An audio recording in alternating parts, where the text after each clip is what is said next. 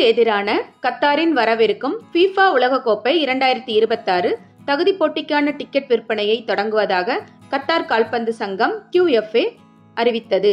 இந்த ஆட்டம் அக்டோபர் 10ஆம் தேதி அல் துமாமா உலகக்கோப்பை மைதானத்தில் இரவு 7 மணிக்கு தொடங்கும்.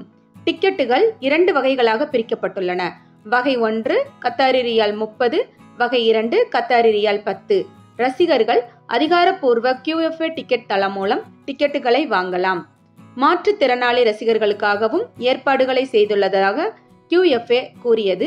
அவர்கள் accessibility@qfa.qa என்ற மின்னஞ்சல் மூலம் பிரத்யேக ஒதுக்கப்பட்ட டிக்கெட்டுகளை கோரலாம்.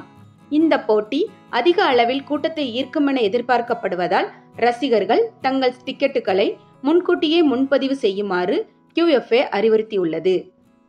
கடந்த மாதம் ஐக்கிய அரபு அமீரகத்தில் தோல்வியடைந்து வடகொரியாவுக்கு எதிரான டிராவுக்கு பிறகு கத்தாரின் 3வது உலகக்கோப்பை தகுதி போட்டி இதுவாகும்.